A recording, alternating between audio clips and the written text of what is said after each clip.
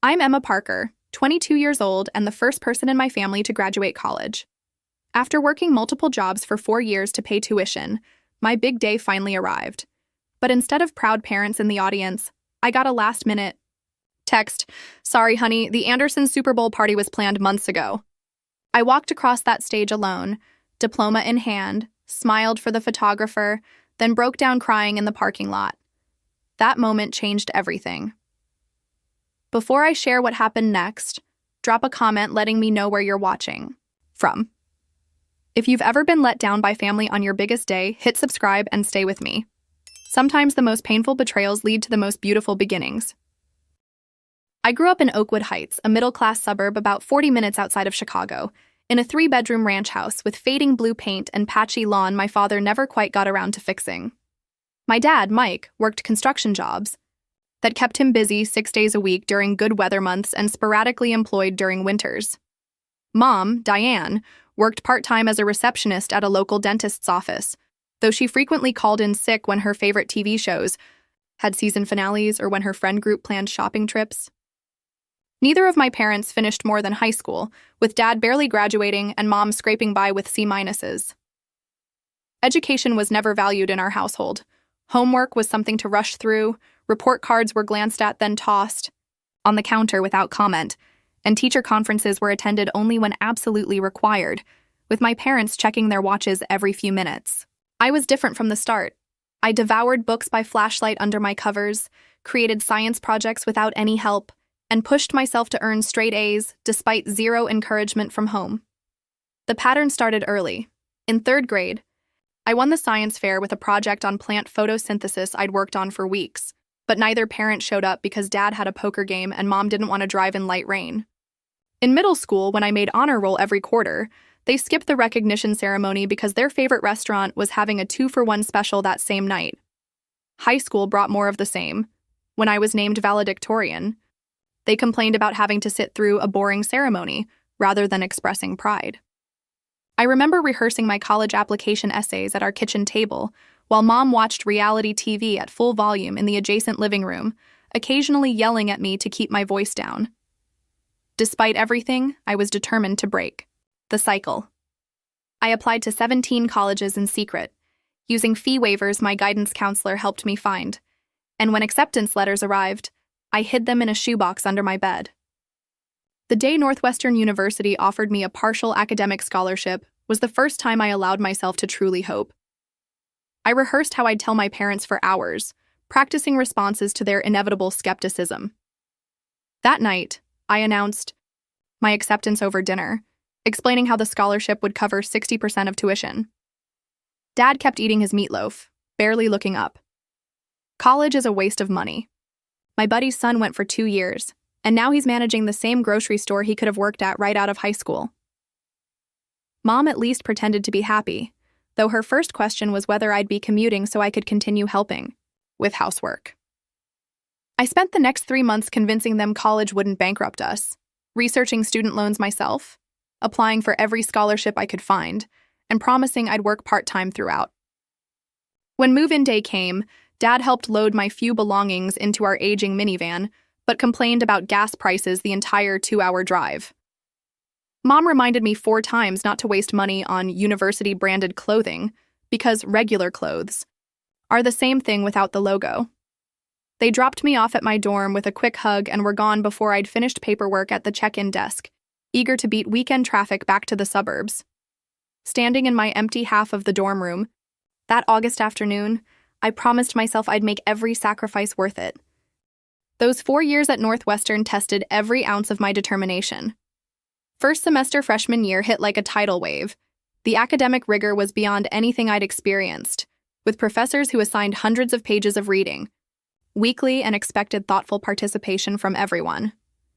Within 2 weeks, I secured a job at the campus cafe, working 30 hours weekly while carrying a full course load. My schedule became a military operation. Classes from morning until mid-afternoon, cafe shifts until closing, then studying until 2 a.m. in the library before starting again. My roommate Lily, a business major from Seattle with emerald green highlights in her dark hair, initially thought I was antisocial until she realized I simply couldn't afford downtime. "You work harder than anyone I've ever met," she said one night, finding me half asleep over economics textbooks.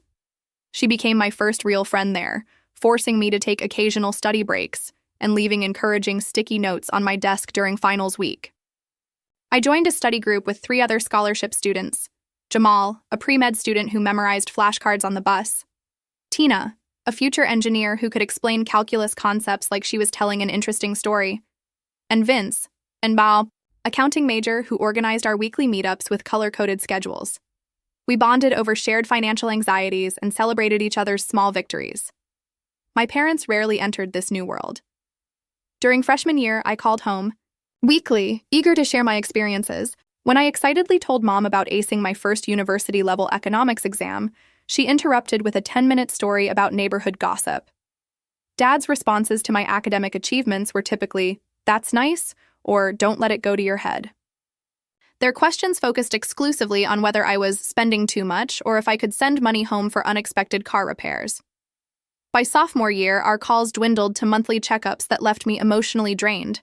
I added a second job as a research assistant for Professor Bennett in the economics department, which meant transcribing interviews and organizing data 20 hours weekly on top of my cafe shifts and coursework. I subsisted on cafe leftovers and ramen noodles, calculating the exact minimum grocery budget to avoid malnutrition. Junior year, despite my schedule, I joined the First Generation College Students Association, eventually becoming its treasurer. We organized networking events and created a mentorship program, pairing freshmen with upperclassmen who understood their unique challenges. Through bloodshot eyes and perpetual exhaustion, I maintained my GPA above 3.8, making the dean's list every semester. My parents visited campus exactly twice in 4 years, once during freshman orientation because it was required, and once sophomore year when they were driving through Chicago to visit my dad's cousin. Both times they complained about parking costs, rushed through campus tours, and asked when I'd be finishing so I could get a real job. Meanwhile, I watched Lily's parents mail her care packages monthly and drive 6 hours to attend her minor performances in campus theater productions. Jamal's mother called him daily, asking detailed questions about his classes and sending him encouraging texts before each difficult exam. The contrast twisted something in my chest, though I pushed the feeling away, focusing on building my own chosen family. By senior year, I'd secured a prestigious internship with a tech startup in downtown Chicago. Those 20 weekly hours on top of my other 2 jobs meant I slept about 4 hours nightly, but the connections proved invaluable. My supervisor became a mentor who eventually offered me a full-time position at their Seattle headquarters after graduation. When I shared this news with my parents during Thanksgiving break, Dad asked, "Why would you move so far away just for a job?" And Mom complained about Seattle's constant rain. As graduation approached, I tried pushing away creeping anxiety about whether they'd actually attend. "Of course we'll be there," Mom assured me in January. We wouldn't miss our only daughter's big day. I desperately wanted to believe her. Spring semester senior year became a blur of thesis completion, job preparation, and graduation planning. My economics thesis analyzing impact investment strategies in developing markets consumed most of my waking hours, with Professor Bennett pushing me to make it publication-worthy. Simultaneously, my future employer sent weekly onboarding paperwork and training materials, expecting me to complete them alongside my academic responsibilities. Despite everything, anticipatory joy about graduation sustained me. After 17 years of education, thousands of hours studying and working, and countless sacrifices, I would walk across that stage as the first Parker to earn a college degree. 3 months before the ceremony, I mailed formal graduation announcements to my small circle, including an embossed invitation for my parents with ceremony details, campus maps, and nearby restaurant recommendations. Mom called after receiving it unusually enthusiastic. "We've already requested time off work. Dad's even planning to rent a nicer car for the drive-up." This unexpected excitement released tension I hadn't realized I'd been carrying. I immediately booked them a reasonably priced hotel room close to campus, putting the $379 charge on my nearly maxed credit card as an investment in making the weekend special. I reserved a table at Osteria Laguna, an Italian restaurant just fancy enough to feel celebratory without being ostentatious, calculating I could cover dinner if I worked double shifts at the cafe for 2 weekends. Each Sunday night, I called home with graduation updates, counting down the weeks. Just 7 more weeks, can you believe it? Then, only 30 days now. Mom always responded affirmatively, though I noticed her enthusiasm waning slightly with each call. 6 weeks out, she mentioned a potential work conflict for Dad but assured me he'd figure it out. 1 month before, when I called to confirm their hotel reservation details, Mom answered distractedly, asking me to call back later because she was watching a season finale. 5 weeks before graduation, Northwestern sent an email about ordering caps and gowns.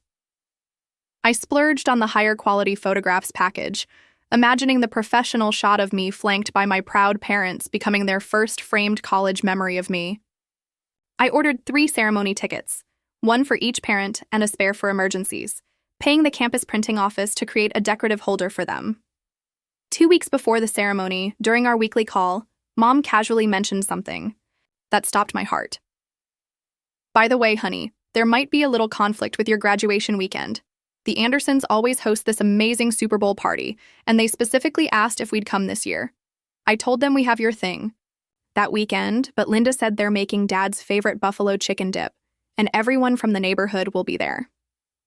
I sat on my dorm room floor, phone pressed to my ear, struggling to process her words. My graduation wasn't just on Super Bowl weekend. It was scheduled for noon on Sunday, hours before any game would start. Mom, the ceremony is at noon. The Super Bowl doesn't start until after 6 p.m. You could easily do both, I said, fighting to keep my voice steady. Oh, but the Andersons' pre-party starts at 2, and it's almost an hour drive back from your school. We'd have to rush, and you know how traffic gets, she replied. Plus, we'd miss the commercials, which are the best part. My chest tightened as I realized she was actually weighing these options as if they were equivalent. Mom, this is my college graduation. I've worked 4 years for this. I'm the first person in our family to graduate. Please tell me you're not seriously considering skipping it for a party you could attend any year. Her sigh carried through the phone.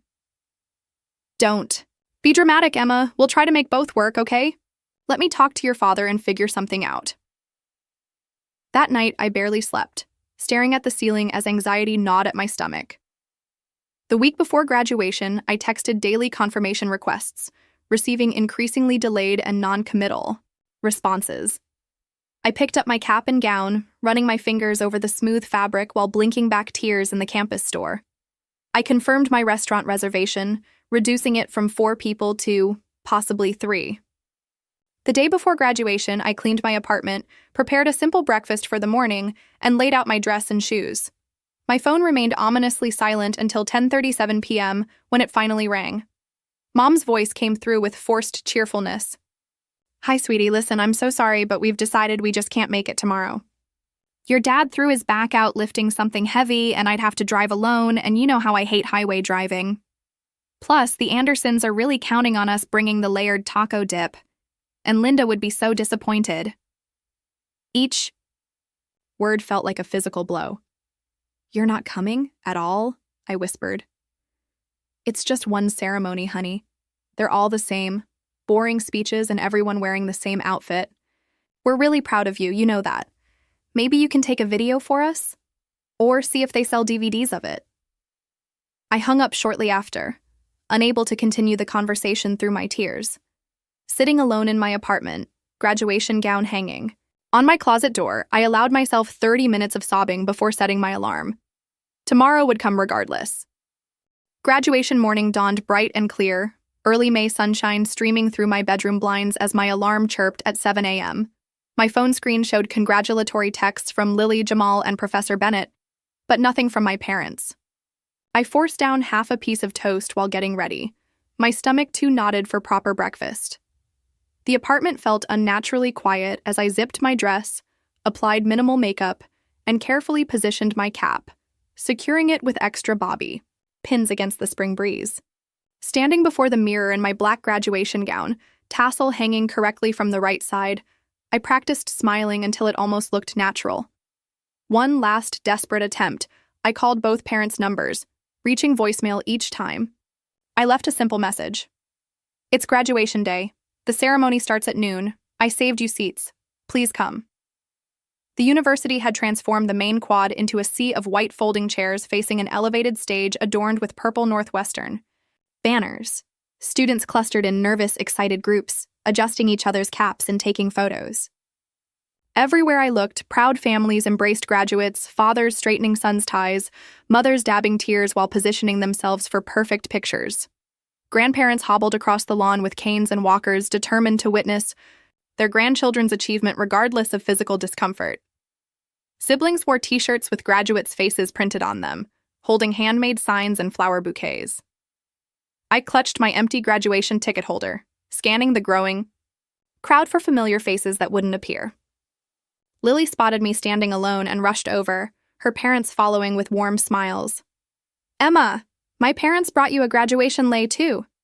She draped the fragrant white flowers around my neck as her mother hugged me impulsively. "We're so proud of you, honey. Lily tells us how hard you've worked." Their kindness nearly broke my composure. I thanked them, making excuses about my parents running late before escaping to the graduate check-in area. We filed into alphabetical order, Professor Martinez helping straighten our lines as we prepared to process in.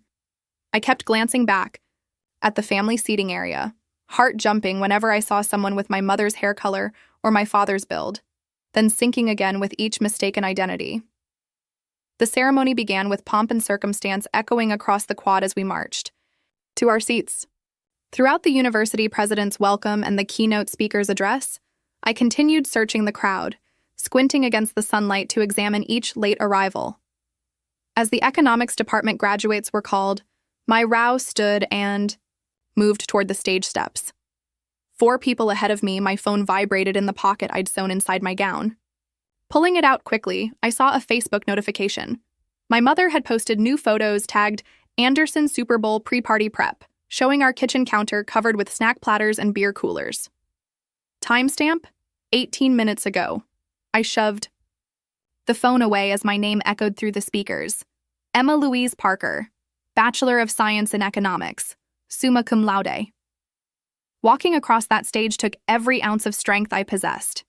I shook the dean's hand, accepted my diploma case, and smiled for the photographer as instructed, hearing only scattered applause where other graduates had received enthusiastic cheers.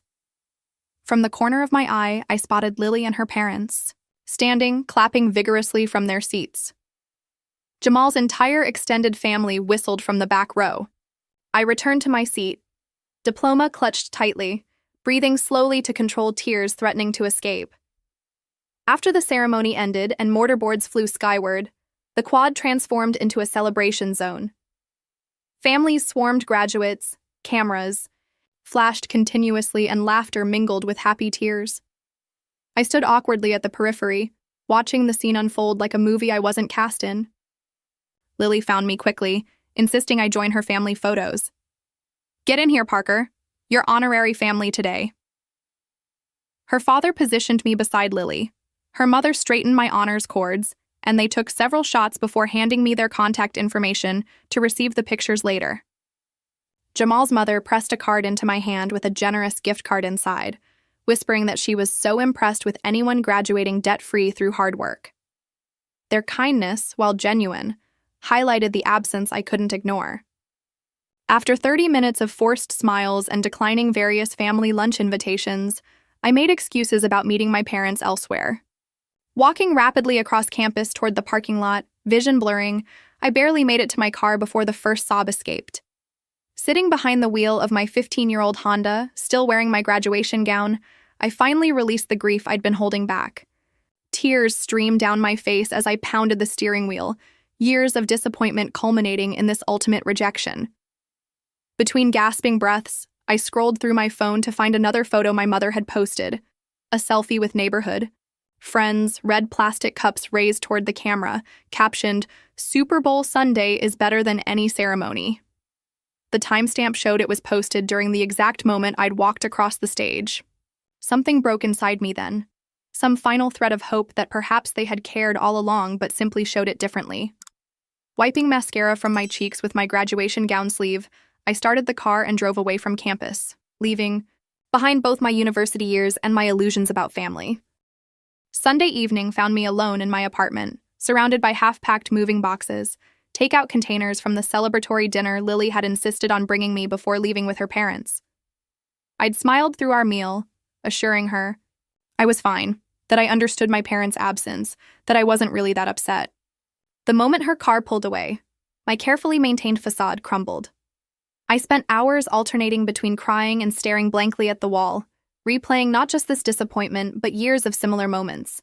Elementary school art shows, where my drawing hung unviewed, high school awards nights when I accepted certificates while scanning empty audience chairs, college acceptance letters met with indifference. Sleep came in fitful bursts, interrupted by dreams where I walked across endless stages looking for faces that never appeared. Monday morning, my phone chimed with a text from Mom. "How did your graduation thing go? Did they take good pictures?" No acknowledgement of their absence, no apology, not even a congratulations. I typed and deleted a dozen responses before settling on, "It was important to me. I really wanted you and Dad there. It hurt that you chose a party instead." Her response came quickly. "Don't be so sensitive. These ceremonies are all the same anyway. Your cousin Becky skipped her own graduation because they're so boring. It's just walking across a stage, not like you performed brain surgery." Anyway, the party was really fun. The Andersons had this amazing 7-layer dip. I set my phone down, too emotionally exhausted to explain why her response deepened rather than healed the wound. Tuesday and Wednesday passed in a blur of apartment cleaning, donation sorting, and job preparation. My parents didn't call, and I lacked the energy to reach out. On Thursday afternoon, 3 days after graduation, my phone displayed my father's number, the first time he'd called directly in months. A small, foolish hope flickered in my chest. Perhaps they'd realized their mistake. Maybe they were finally calling to apologize, to acknowledge the milestone they'd missed. I answered with cautious optimism. "Hi, Dad." "Hey, kiddo," he replied, using the childhood nickname that had once made me feel special. "Your mother and I were talking, and we wanted to check in on you. Getting all settled with that new job?" The conversation started normally enough. Surface-level questions about my apartment, when I'd be moving, whether Seattle weather would bother me. I began to relax slightly, telling myself perhaps this was their way of making amends. Then came the pivot I should have anticipated. "So listen, Emma. The real reason I'm calling is we've got a bit of a situation at home. The dishwasher flooded the kitchen floor yesterday, and when the plumber came, he found all kinds of issues with the pipes. Turns out we need about $3,000 worth of repairs, and our credit cards are maxed out right now." The familiar sinking feeling returned to my stomach as he continued. "We figured since you'll be starting that fancy job soon, maybe you could help your old man out with a loan. You can probably get one of those low-interest graduate loans or something, right? We'd pay you back eventually, of course." I sat on my bed, stunned into silence. Not only had they missed the most important day of my academic life for a party, but their first contact afterward was to ask for money. No congratulations. No acknowledgement of my achievement. Just another withdrawal from an emotional bank account that had been in overdraft for years. "Emma, you still there?" Dad prompted. "I'm here," I replied quietly. "I'm just surprised. I haven't even started my job yet. I don't get my first paycheck for almost a month, and I have to pay first and last month's rent on a Seattle apartment, plus moving expenses." "Well, your mother mentioned you got some graduation money from relatives. Maybe you could use that? After everything we've done for you, putting a roof over your head all those years, it seems like you could help out the family a little. That's what family does." My throat tightened. I need to think about it. I'll call you back." I hung up before he could pressure me further, then sat motionless, phone clutched in my hand. The sheer audacity of their request crystallized. Years of similar patterns I'd normalized or excused. Growing up, I'd interpreted their behavior as busy parents doing their best. In college, I told myself they simply didn't understand academia. Now, with painful clarity, I recognized the one-way nature of our relationship. I was expected to accommodate their needs while mine remained permanently secondary. The next morning, I called the University Counseling Center, where graduating. Seniors still had access to services for 1 month post-graduation. The counselor, Dr. Martinez, listened attentively as I described both the graduation absence and the financial request. "Emma, what you're describing sounds like a pattern of emotional neglect," she said gently. "Your feelings of hurt and betrayal are completely valid. The question now is what boundaries you need to set for your own well-being." We discussed healthy family dynamics versus obligation-based relationships, the difference between helping family and enabling harmful patterns. For the first time, I verbalized a thought that had lurked beneath the surface for years. Perhaps maintaining close ties with my parents wasn't mandatory. Perhaps distance, both geographic and emotional, might be the healthiest choice. Dr. Martinez helped me draft scripts for setting boundaries, emphasizing that I shouldn't make decisions from guilt or obligation. As I left her office, phone notification showing 3 missed calls from my mother, I felt the weight of an imminent decision. Would I continue the cycle of disappointment and one-sided giving, or would I finally prioritize my own well-being? That night became one of the longest of my life, sleeplessness punctuated by racing thoughts and unexpected tears. I lay awake replaying the counseling session, mentally cataloging every significant parental disappointment from my childhood through graduation. Around 3 a.m., I found myself creating a balance sheet in my economics-trained mind. Emotional investments versus returns, patterns of behavior, predictive indicators for future interactions. By dawn, exhaustion had cleared away any remaining illusions. I'd spent my entire life seeking approval from people constitutionally incapable of providing it. My laptop glowed in the pre-dawn darkness as I researched one-way flights to Seattle. My new job wasn't scheduled to begin for 3 weeks, but the company had mentioned flexibility. An early morning email to my future supervisor, Natalie, explained my situation in professional terms. Due to unexpected changes in my housing situation, I'm wondering if it might be possible to start slightly earlier than our agreed-upon date. Her response arrived while I was showering. "Absolutely. We'd love to have you sooner. We offer 2 weeks of corporate housing for relocating employees. Let me know your preferred arrival date, and I'll make arrangements." A strange lightness filled my chest, the sensation of chains loosening. I opened my banking app, reviewing my meager savings, $1,237 in my checking account, plus $820 in graduation gifts from relatives and professors. Combined with the corporate housing offer, it would be enough for a security deposit and modest furniture. I booked a one-way ticket to Seattle for the following Tuesday, the soonest date that allowed me to properly pack and ship my belongings. The ticket confirmation email felt like a declaration of independence. Lily returned from her family's post-graduation trip that afternoon. I explained my accelerated plans over coffee at our kitchen counter. "Wow, that's fast," she said, eyes widening. "But honestly, after what your parents did, I completely understand you wanting a fresh start." She helped me research shipping options for my books and winter clothes, offering to store anything I couldn't immediately take. "What about your parents?" she eventually asked. "Have you told them?" I shook my head. "I'm going to text them once. Everything's finalized. I'm not ready for another phone call right now." That evening, I composed the hardest message I'd ever written. "Mom and Dad, I've decided to move to Seattle next week to start my new position earlier than planned. I'm not in a financial position to help with the house repairs. I need some space to process everything, including your absence at graduation. I'll send my new address once I'm settled." Their response came within minutes, my mother calling. Repeatedly, my father sending increasingly agitated texts, "This is how you treat family? After everything we've done for you? You're being selfish and ungrateful." The final message struck deepest. "If you leave like this, don't expect us to welcome you back when that job doesn't work out." For the first time, their words didn't devastate me. Instead, they confirmed I was making the right choice. I silenced notifications from their numbers and focused on packing, sorting through 4 years of college life, deciding what deserved space in my new beginning. The weekend passed in a flurry of activity, donating furniture to incoming international students, shipping 8 boxes of books and winter clothes, cleaning my apartment to ensure full security deposit return.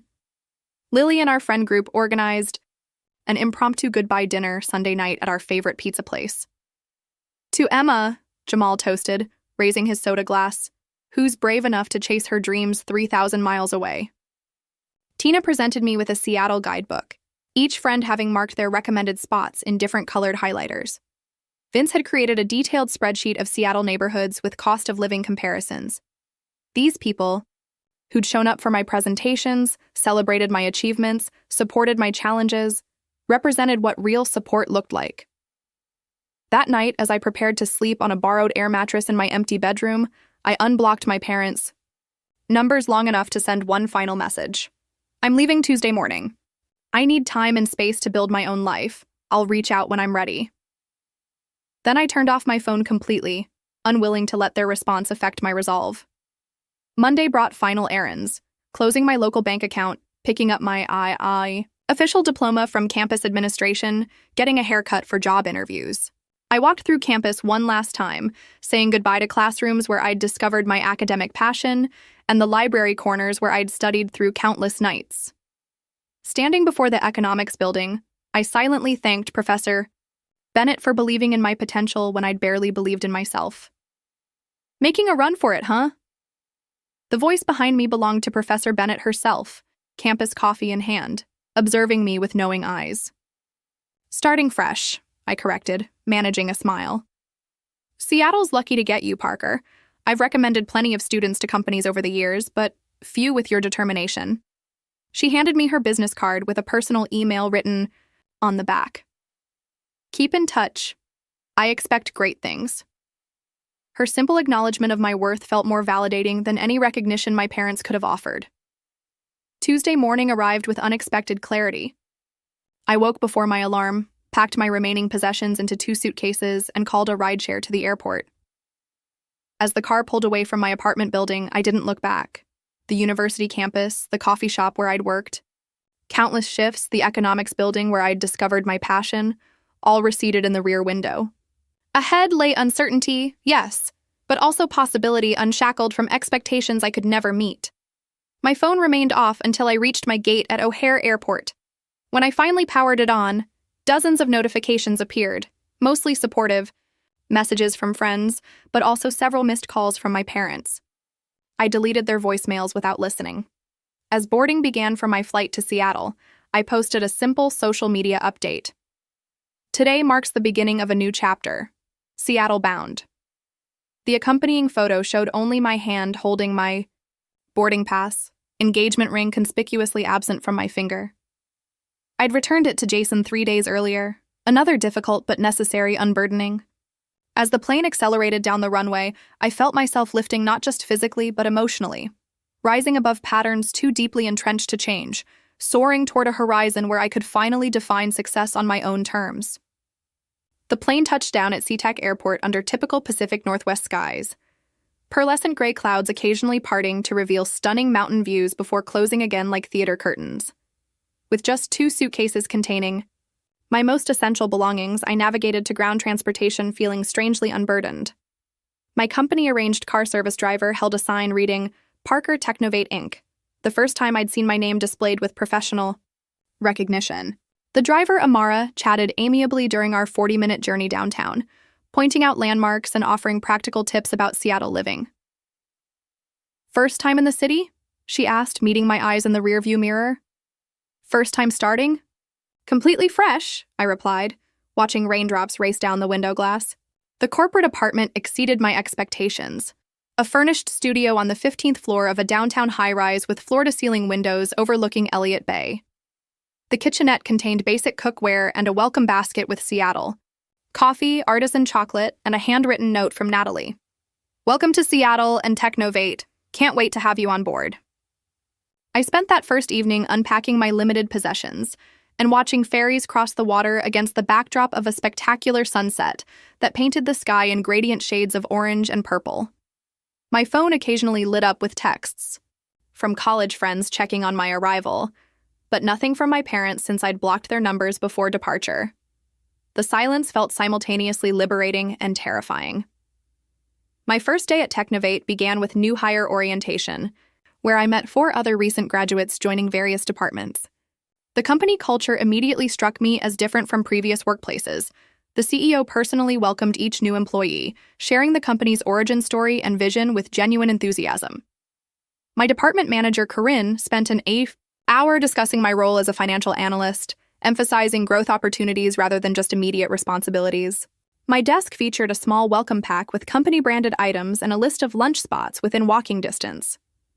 First week tradition, new hires don't eat alone, explained Jordan, a fellow analyst who joined the company 6 months earlier. Tall with curly black hair and rectangular glasses, Jordan appointed himself my unofficial Seattle guide. Mandatory coffee run at 3 when the afternoon slump hits, he informed me, stopping by my desk precisely at 3 each day that first week. Through Jordan, I met other young professionals in the building. Aisha from marketing, who organized weekend hiking trips. Marcus from IT, who ran a board game night. Deepika from legal, who taught yoga classes Saturday mornings. I initially declined their invitations using apartment hunting as my excuse, but Jordan persisted. Seattle's a hard city to crack socially, he warned over Friday lunch. Rain keeps people indoors half the year. If you don't make connections now, winter gets lonely. Recognizing wisdom in his warning, I joined their Saturday exploration of Pike Place Market, discovering food stalls and artisan shops while learning Seattle's intricate neighborhood geography. My temporary housing arrangement gave me 2 weeks to find permanent accommodation. Evenings and the first weekend became dedicated to apartment hunting in neighborhoods Jordan had recommended. Capitol Hill attracted me with its vibrant energy and walkability, though prices initially seemed daunting. A stroke of luck came when Deepika mentioned her building had a vacancy. A small one-bedroom in a 1920s brick building with character details like crown molding and hardwood floors. The location allowed me to walk to work, saving transportation costs, and the landlord proved flexible on deposit timing when I explained my new job situation. Moving in required creative budgeting. I purchased only essential furniture from secondhand stores and discount retailers, creating a spare but functional space that felt entirely mine. My parents' attempts at contact continued sporadically. Text messages alternating between guilt tactics, "Can't believe you'd abandon your family like this," and financial pressure, "The plumber needs payment by Friday." Each message I read, but didn't respond to, strengthened my resolve. With Dr. Martinez's counseling guidance still fresh, I practiced setting mental boundaries even when physical ones were in place. 1 month into Seattle, life came a significant milestone, my first proper paycheck. The direct deposit notification on my phone represented more than financial compensation. It symbolized independence earned through years of sacrifice and determination. That evening, I walked to a local bank branch and opened both checking and savings accounts, allocating 15% of my income to emergency savings, rather than sending money home as I'd always assumed I would. Following my onboarding session, with HR, I also enrolled in the company's 401k plan with maximum matching contribution, something my parents had always dismissed as money you won't see until you're too old to enjoy it. 3-month performance reviews arrived faster than expected. Sitting in Corinne's office, I nervously awaited feedback on my initial projects and analyses. "I'm impressed, Emma," she began, referencing specific reports I'd compiled. "You have exceptional attention to detail while still maintaining big-picture perspective. That's rare in new analysts." The conversation concluded with unexpected news: a small role expansion and corresponding salary adjustment. "We typically don't revisit compensation until the 6-month mark, but your work quality warrants acceleration," Corinne explained. Walking back to my desk, I fought the urge to call my parents with this achievement. Their validation, I reminded myself, had always come with conditions I could never quite meet. Instead, I texted Jordan and my growing friend circle, who celebrated with impromptu happy-hour drinks after work. My apartment gradually transformed from merely functional to genuinely personal. Weekend flea market visits yielded affordable artwork for previously bare walls. A small secondhand bookshelf began filling with economics texts and fiction recommendations from colleagues. I hung twinkle lights around my bedroom window and splurged on quality bedding, small luxuries previously deemed unnecessary. On my nightstand sat the only physical reminder of Northwestern, a framed photo of graduation day with Lily and her parents, my departmental honors cords visible against black robes. My parents remained conspicuously absent from my displayed memories, existing only in the occasional thoughts I couldn't entirely banish. 6 months into Seattle life, during a Sunday morning walk through my neighborhood's farmers market, realization, struck with unexpected clarity, I felt genuinely happy. Not the conditional happiness I'd always pursued through achievement or validation, but contentment rooted in daily experiences, morning coffee at my window, watching ferries cross the sound, stimulating work challenges, growing friendships with people who appreciated me without agenda. The life I was building aligned with my values rather than expectations imposed by others. That evening, I wrote in my journal, "Home isn't necessarily where you're from. Sometimes it's where you finally feel permission to become yourself." 6 months and 3 weeks into my Seattle life, an unexpected name illuminated my phone screen during a Tuesday morning meeting: Mom. I excused myself, heart racing, and stepped into the hallway.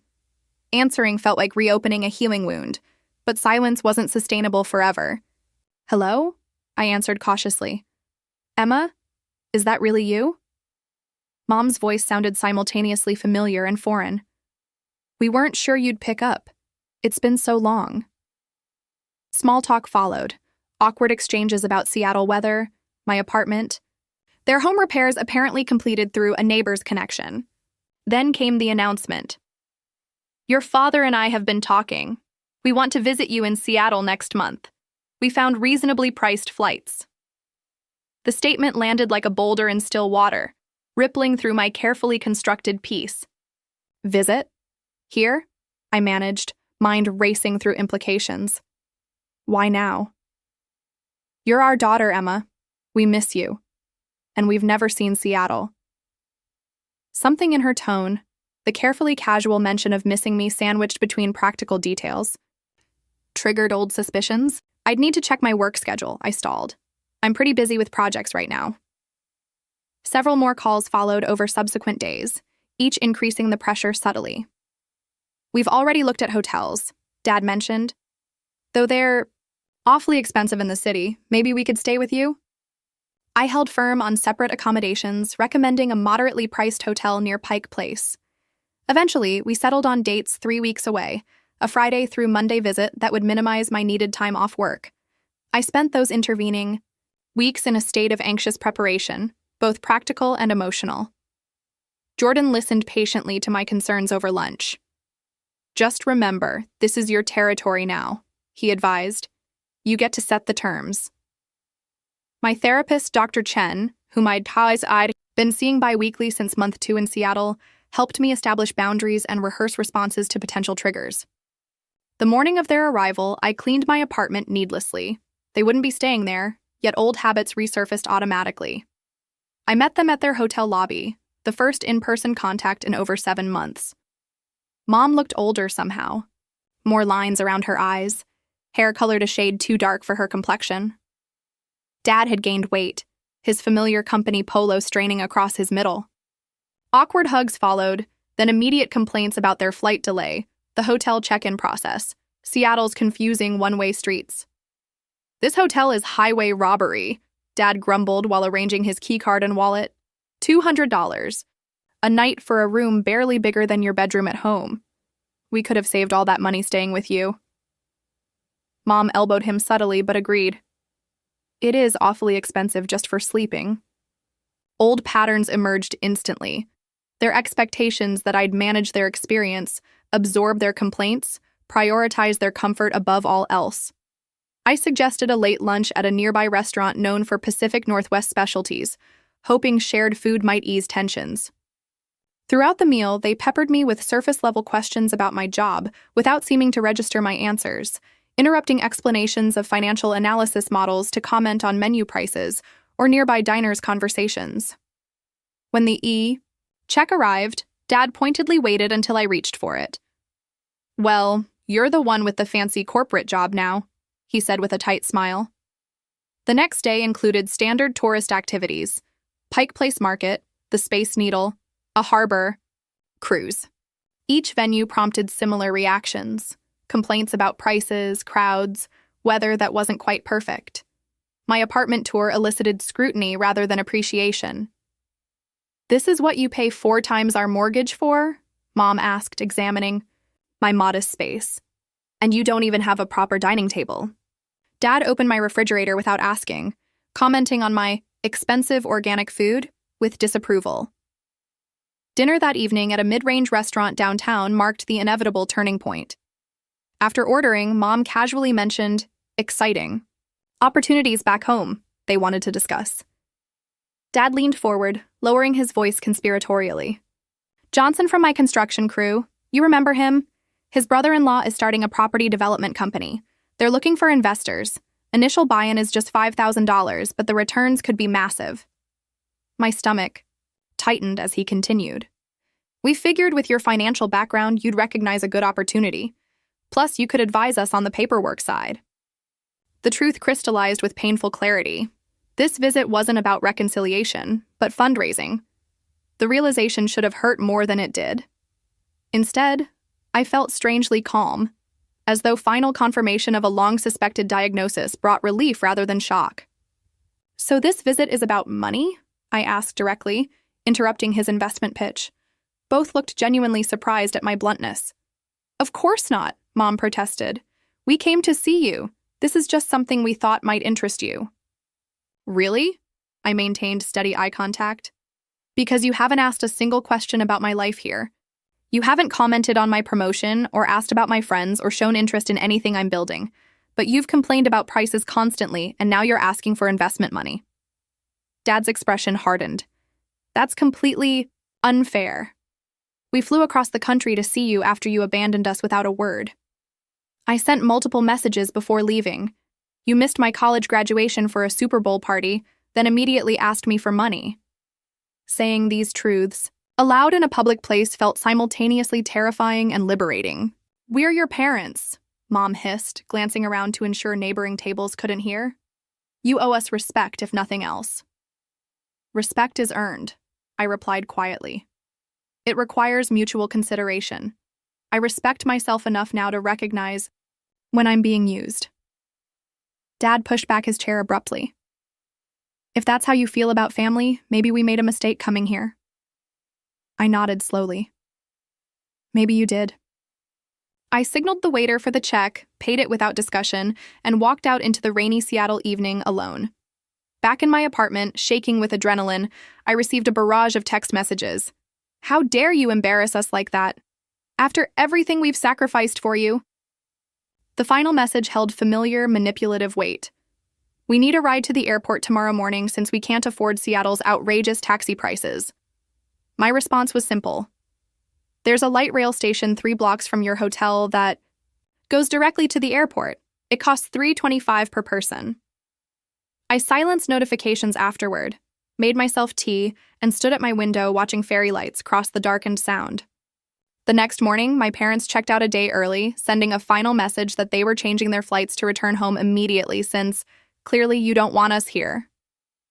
No contact followed for several weeks, the longest complete. Silent since my move. When my mother finally texted again with a terse, "We arrived home safely despite the inconvenience," I responded with equal brevity. "Glad you arrived safely." That exchange marked a turning point. Not the reconciliation they'd potentially envisioned, nor the complete severance I'd occasionally considered, but a distant relationship conducted on new terms. The visit, painful as it was, had clarified something essential. I could acknowledge my parents as part of my history without allowing them to determine my future. Exactly 1 year after graduation, I celebrated by taking a solo day trip to Mount Rainier National Park. The timing felt significant. 12 months since walking across that stage alone. 12 months of building independence 3,000 miles from where my story began. The mountain revealed itself intermittently through cloud breaks as I hiked the Skyline Trail, its massive presence simultaneously humbling and inspiring. Sitting on a rock outcropping overlooking vast wilderness, I reflected on my journey. Not just geographic relocation, but emotional evolution. The weekly therapy sessions with Dr. Chen had gradually tapered to bi-weekly, then monthly check-ins. Through her guidance, I'd begun unpacking childhood patterns of seeking approval from sources constitutionally incapable of providing it. The hardest grief, she'd explained during one particularly breakthrough session, isn't losing what you had, but losing what you never had, and finally accepting you never will. This concept, mourning the supportive parents I'd never actually had rather than the real ones I'd left behind, shifted something fundamental in my healing process. I'd built a chosen family in Seattle that constantly surprised me with its genuine support. Jordan had become my closest friend, introducing me to hiking groups and music venues, helping me navigate Seattle's social landscape. My technical mentor at work, Prisha, regularly invited me to family dinners where her children showed me their schoolwork with the same enthusiasm my parents had never shown for mine. Deepika from legal had become a workout partner and confidant, sharing her own complex family history over post-yoga brunches. My professional growth at Technovate had exceeded expectations. 10 months into my role, I'd been promoted to lead analyst for our sustainability investment division, now managing a small team analyzing environmental impact bonds and green energy portfolios. The promotion came with educational benefits I was using to pursue advanced certification in sustainable finance. My apartment had transformed from sparse necessity to genuine home. Walls adorned with local artists' work, bookshelves filled with both professional resources and fiction, a small balcony garden thriving despite my novice gardening skills. Most significantly, I'd established financial independence with clearly defined boundaries. After the failed visit, I'd created structured parameters for family financial interaction. Birthday and Christmas cards contained modest gift cards, never cash. Occasional care packages included practical items but never monetary assistance. Automatic responses greeted any direct requests for loans or investments. My contact with parents had settled into a predictable pattern, monthly phone calls lasting exactly 30 minutes, surface-level exchanges about weather and neighborhood happenings, no discussion of finances or past grievances. I maintained control over these interactions through scheduled timing and prepared talking points, ending calls promptly when old patterns emerged. This arrangement wasn't ideal family connection, but it represented significant progress from both complete estrangement and toxic entanglement. The most profound change resided within me, recognizing that parenthood exists through actions, not merely biology. My parents had contributed genetic material and basic survival necessities, but the nurturing, guidance, and unconditional support that defined true parenting had come from mentors, friends, and ultimately, myself. Sitting on that mountainside, watching eagles soar on thermal currents, I acknowledged the complex truth that setting boundaries wasn't selfishness, but self-preservation. The graduation photos finally displayed on my bookshelf weren't the family portraits I'd once imagined, but images with Lily's family and my economics professors, people who'd shown up not from obligation, but genuine care. A year into my Seattle life, I'd begun paying forward the support I'd received by mentoring first-generation college students through a local nonprofit. Meeting monthly with Seattle-area teens navigating college applications without family guidance, I shared practical advice about scholarships, work-study balance, and financial aid forms. More importantly, I offered living proof that family limitations needn't determine future possibilities. Sometimes the families we're born into aren't equipped to nurture our particular dreams, I told Marissa, a brilliantly talented young artist whose parents discouraged her creative pursuits. That doesn't mean your dreams aren't valid or achievable. Mountain shadows lengthened as afternoon progressed toward evening. I packed my hiking gear and began the descent, each step reinforcing a truth I was still learning to fully embrace. Sometimes the most loving choice in a relationship is distance. Space that allows both parties to be authentic, rather than perpetuating harmful patterns. The weight I'd carried wasn't just expectations I couldn't meet, but the exhausting performance of pretending those expectations were reasonable. Relinquishing that burden hadn't just allowed me to walk away, it had given me wings to soar toward authentic connection and purpose. As I drove back toward Seattle, sunset painted Olympic mountains in gold and purple against darkening sky. My phone contained 3 missed calls from my mother about a neighbor's new fence encroaching 6 inches onto their property. Tomorrow I would return that call, maintaining the boundaries that protected my hard-won peace while still acknowledging our connection. Tonight, however, belonged to celebration. 1 full year of choosing myself, 1 full year of building. A life aligned with my values rather than defined by others' limitations. That night, standing on my small balcony watching fairy lights cross Puget Sound, I posted my first graduation photo publicly. Me in cap and gown with Lily's family, genuinely smiling despite red-rimmed eyes. The caption read simply, "1 year later, I understand that sometimes walking alone across a stage isn't failure, but the first step toward finding your true path." Have you ever had to make a difficult choice between family expectations and your own well-being? I'd love to read your stories in the comments below. Remember, sometimes the bravest thing isn't staying. It's having the courage to walk away from situations that continually hurt you, even when those situations involve people you love. Please like this video if my story resonated with you, subscribe for more real-life journeys, and share with someone who might need permission to prioritize their own healing. Thank you for walking this path with me today.